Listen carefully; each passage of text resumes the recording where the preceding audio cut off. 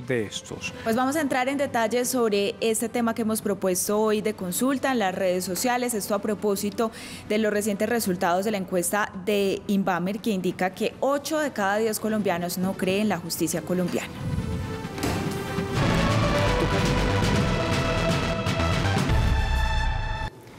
Y para hablar de ese tema hemos invitado al representante de los servidores judiciales en toda Colombia, Luis Fernando Otálvaro. Bienvenido a esta mesa de Consejo de Redacción. Muchas gracias y aquí estamos para absorber las preguntas referentes a este tema tan candente.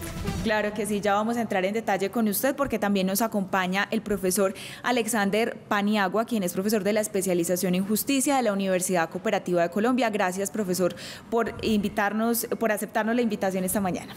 Gracias a ti y a los demás compañeros de tu panel, al doctor Otálvaro, y trataremos de al menos ambientar el tema de la justicia y dar conceptos básicos para una comprensión mayor. Claro que sí. Doctor Otálvaro, ¿por qué los colombianos no creen en la justicia? ¿Qué es lo que está pasando? A ver, es indudable que los colombianos sí creen en la justicia. Pero eso no lo demuestran las encuestas.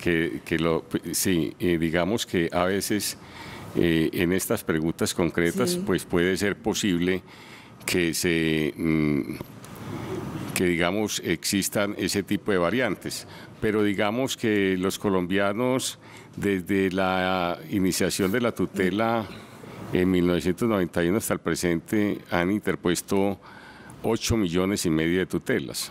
De 2019 al 2021 han interpuesto 1,600,000 tutelas. Y si tú le preguntas a esos ciudadanos ¿qué le ha pasado con la justicia en las tutelas?, te van a responder que muy bien. Es decir, que los jueces actuaron dentro del tiempo y que gracias a esa actuación del juez tuvo atención oportuna en salud o le dieron su pensión o le contestaron el derecho de petición las autoridades respectivas. Es decir, hay una serie de derechos fundamentales que están allí en la Constitución que no se cumplen por las autoridades que deben hacerlo y deben de acudirse ante los jueces de la República, que es otro caso precisamente de congestión que tenemos porque sí, la administración no realiza a tiempo lo que tiene que hacer y entonces el ciudadano tiene que acudir ante los jueces de la República. Y ahí es donde uno ve que realmente sí creen en la justicia. Y hay en estos momentos algunas situaciones, digamos, que generan ese tipo de alarmas, como digamos una de las cosas que más se ve es la selectividad, a veces respondiendo a esa misma clamor y a la información, pues se le da toda la prioridad a un tipo de delitos y se investigan muy rápidamente y de eso hay noticias, pero hay cientos de delitos que se investigan, digamos, en forma callada. Las autoridades tienen muy buena situación de desenredar los conflictos, claro, y a eso no se le da, digamos, la publicidad necesaria.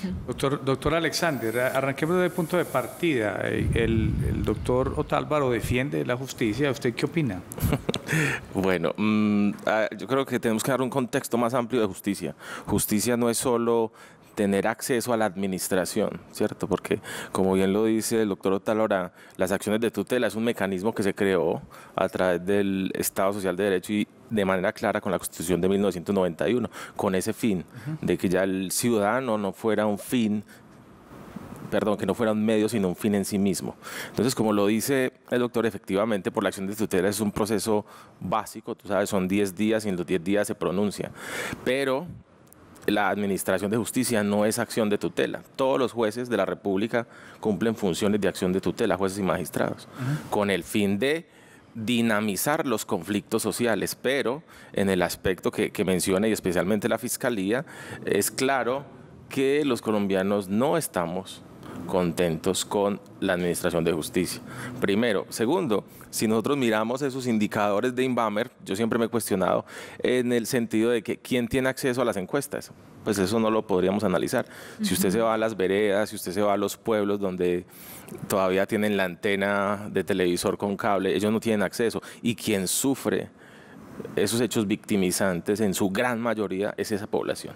Entonces decir que esos indicadores nos marcan el derrotero de que efectivamente el ciudadano admite con beneplácito de la justicia es un partir de un presupuesto equivocado.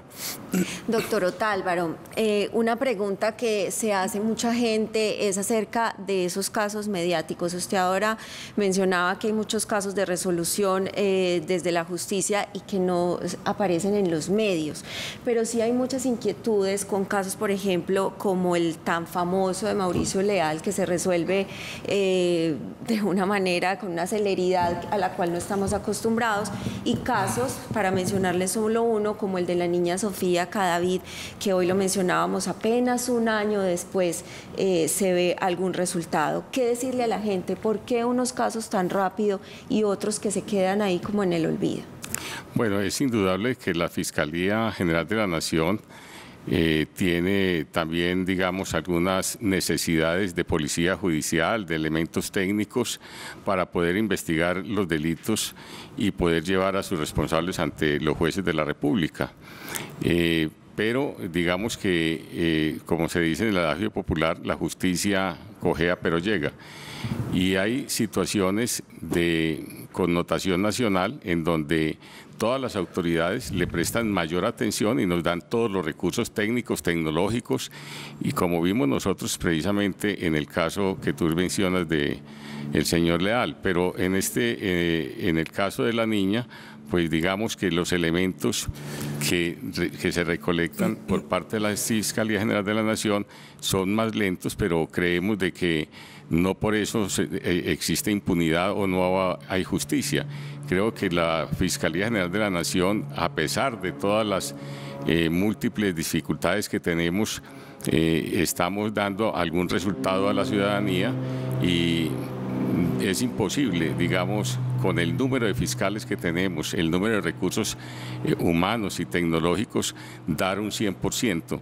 Pero aquí en Medellín, por ejemplo, en solo Medellín, tenemos en lo que va corrido este año 326.000 denuncias por diferentes conductas.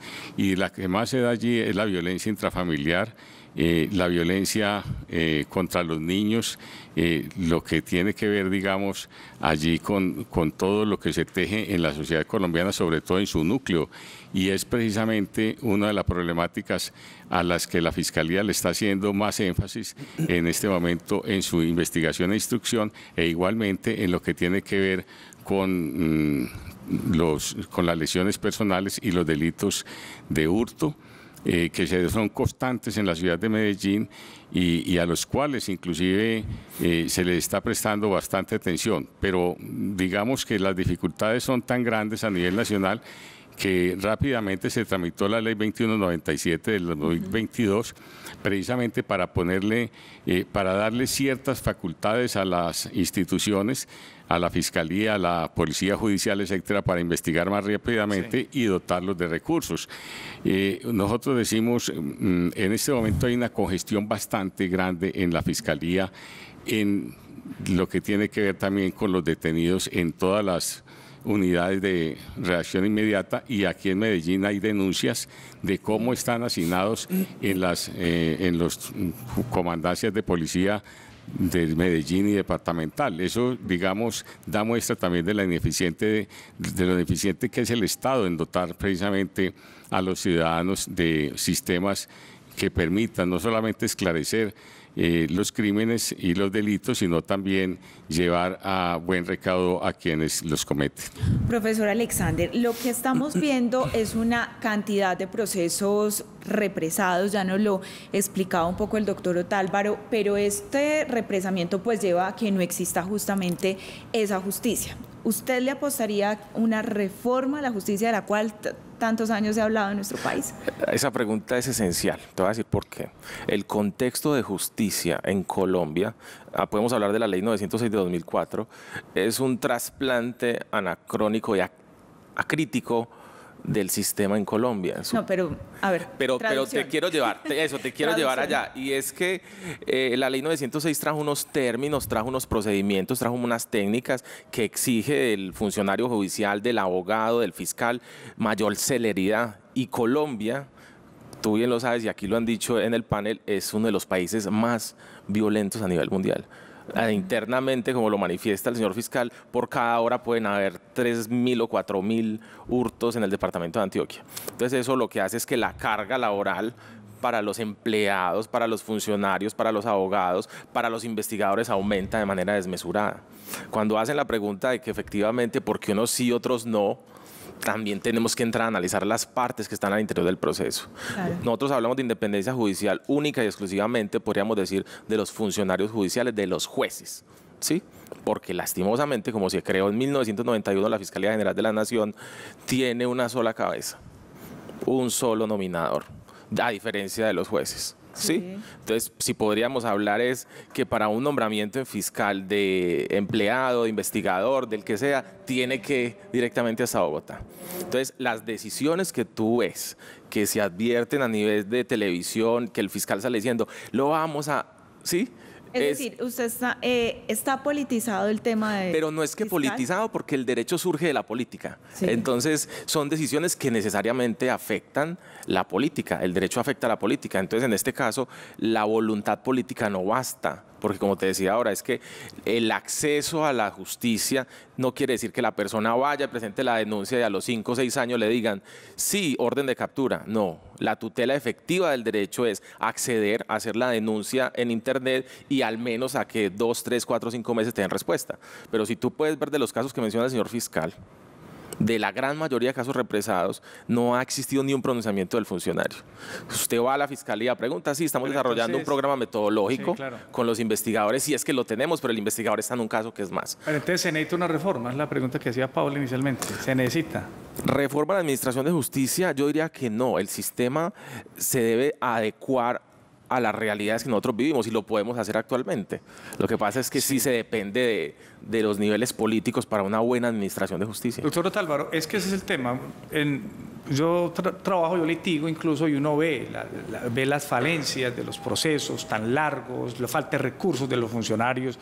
Hay procesos, ustedes son fiscales y hay fiscales que pueden tener, por ejemplo, los 7.000 procesos acumulados de estafa, que es un delito tan común, y hay así, eso es el promedio que hay. Entonces la pregunta que se hace es, bueno, ¿qué hacer para que se baje esta percepción que tenemos los ciudadanos, que los ciudadanos tienen del tema de la justicia, que usted dice es muy grande y hay veces es injusto? Se necesita una reforma y a qué apuntarle.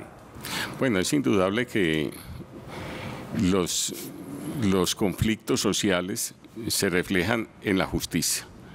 Es decir, cuando hay tanta desigualdad, cuando hay tanto desempleo, eso, digamos, lleva a que existan y se disparen ciertos delitos en las ciudades, sobre todo en las grandes ciudades. Y esto, por supuesto, genera, digamos, mucha congestión en la rama judicial y en la fiscalía. Y cuando no hay recursos, pues máximo. Entonces, lo que tenemos que hacer es apuntarle una reforma a la justicia en donde se le dé las herramientas necesarias a los servidores judiciales y a la justicia para poder actuar. Yo creo que hay que darle el presupuesto adecuado, pero el presupuesto de la rama judicial es deficitario cada año se ve un huequito más hondo, más profundo. Sí. Digamos que el año anterior se pidieron para este año 6 billones de pesos para la justicia, y solamente se le dieron 5 billones. Esto va a repercutir en qué fundamentalmente, en falta de personal, que es indudable, y falta de recursos técnicos y tecnológicos, y sobre todo ahora en esta virtualidad, y sobre todo cuando se han disparado las estafas y se han disparado los hurtos informáticos. De manera de que en esto es bastante grave para nosotros, porque no estamos preparados. Digamos, desde el mismo Estado, un apoyo integral para que la justicia sea efectiva, pero la justicia tampoco la podemos reducir al derecho penal. Tenemos la justicia laboral, administrativa, lo que es la justicia civil, y allí también hay una gran congestión. En este momento en la justicia laboral se le están dando, digamos, para la primera audiencia a los ciudadanos que acuden a ella, sobre todo para los casos pequeños, que hemos llamado pequeñas causas laborales, para el año 2024, y en esto empezamos con el año 2025. Entonces, en este caso no hay justicia. En todo el país, pero sobre todo en Medellín, las primeras audiencias se le están fijando para el año 2024 ya a las personas, sobre todo en aquellas denuncias de demandas laborales de pequeñas cuantías. Entonces, digamos, en este caso, pues dentro de 2 o 3 años, cuando se haga la audiencia, ya inclusive será una justicia tardía y no será justicia. Es indudable que yo me pongo de acuerdo con el profesor en que necesitamos mayores recursos y en eso sí es necesario hacer una reforma que justifique prontamente eso. Y lo otro es una reforma también que despolitice la administración de justicia, y creemos que es esencial que el fiscal general de la Nación, por ejemplo, en el caso penal, no provenga de candidatos, digamos, de la clase política y sobre todo, como se hace en este momento, que es de la presidencia de la República, y vemos que ha estado comprometido seriamente esa autonomía, esa independencia de la justicia cuando se trata de ciertos delitos, y eso también descalifica a la administración de justicia, y por eso creemos de que es necesario hacer reformas profundas, pero darnos cuenta de dónde hay que corregir y no hacerlo superficialmente, porque a veces creemos de que darle más penas a ciertos delitos cuando no hemos sido capaces de hacer, al menos de cumplir con las penas que hay actualmente, es decir, detener y llevar a la justicia a quienes lo han cometido para aplicarles las penas que habían. Eso, incrementar las penas, eso es decirle como darle una chocolatina a un niño, es decir, es en este momento ilógico que propongamos eso cuando no hemos sido capaces de actuar dentro de la justicia para condenar a una persona de acuerdo a las normas y a las penas que había. Es que es muy preocupante desde donde uno lo mire. Profesor, y ahí con lo que menciona el doctor Otálvaro, pues mucha gente y muchos expertos coinciden en que aquí lo que hace falta no es llenarnos de leyes, que eso es populismo judicial, como lo han llamado. La impunidad sigue en unos niveles muy altos. ¿Cuál es el análisis que usted hace frente a eso? A ver, es importante, yo podría decir que la ciudadanía se vincule más a la administración de justicia, porque en estos casos, como lo mencionaba anteriormente, la justicia no es solo la jurisdicción, sino que existen otros órganos y entidades que lo hacen. Pero lo que mencionaba el doctor es quizás una parte muy sensible en el entendido de que esto funciona como una rueda de una carreta. Todos tienen el mismo círculo hacia el mismo lado. Si uno gira al revés, daña a los otros. Les voy a poner un ejemplo. El artículo 68A del Código Penal establece una gran cantidad de conductas punibles entre delitos y contravenciones que no permite al juez y mucho menos al fiscal solicitar medidas diferentes a la intramural. Detención en centro penitenciario carcelario, o sea, medida de aseguramiento. Entonces, ¿quién emite la ley? El Poder Legislativo. ¿Quién la sanciona? Presidencia. Pero ¿quién tiene que asumir esas cargas? Claro. El Poder Judicial. Entonces, cuando a usted llega un caso, lo digo porque yo fui funcionario judicial también, llega un caso de que son 9 o 10 carpetas en un turno de 6 de la mañana a 2. Óigalo bien, antes de existir los jueces BACRIN, recuerde, doctor, ¿cierto? A un juez de control de garantía le llegan 6 o 7 carpetas, y de esas 6 o 7 carpetas una puede tener 7, 8, 9 o 10 personas. Entonces, el juez apenas ve eso humanamente, eso no se analiza afuera, sino que lo conoce uno al interior de la rama judicial, uno ya entra en shock. Usted dice, no, yo con esta me quedo y vea. Esto lo vamos, que no se venzan términos, que no. Entonces, a partir de ahí, si no hay una armonía entre los diferentes poderes, siempre va a ser lo mismo. Yo hacia adelante, pero el legislativo hacia atrás. Entonces, si el legislativo me limita a que yo como juez solo puedo interpretar que en esto solo puedo imponer una medida de aseguramiento, la consecuencia es como están los calabozos de estaciones de policía, los llamados centros de paso, que hoy puedo advertir que cuando yo estuve en el Consejo Seccional de la Judicatura de Antioquia con la magistrada Gloria Estela, nos sentábamos a analizar esto con todo el mundo y no se ha podido. Entonces es una carga que todos debemos ir hacia el mismo lado. No, y sobre todo, apuntando lo que dice el profesor, es que no solamente interviene, digamos, el funcionario judicial como fiscal, sino que intervienen otros órganos, y en este caso, por ejemplo, la Defensoría Pública, y porque en lo fundamental siempre se le dice, usted tiene derecho a conseguir un abogado, a que lo represente un abogado, si no el Estado le proveerá a uno. Sí. Resulta de que proveerle ese abogado por parte del Estado, con una defensoría también bastante débil, Sí. Porque allí no existe, digamos, esa fortaleza, ese músculo también de personal necesario. Es decirle casi que vamos a fracasar en el caso.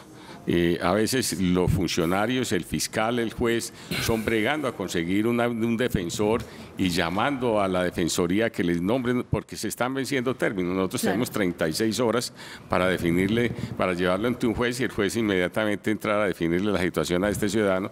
Y cuando se pasan esas 36 horas, lo que tiene que hacer un juez de control de garantías es dejarlo en libertad, así sea delincuente, porque eso es precisamente lo que dice nuestra Constitución, de manera de que es difícil interactuar entre todas las instituciones y sobre todo cuando hay debilidad en uno de los eslabones es bastante duro.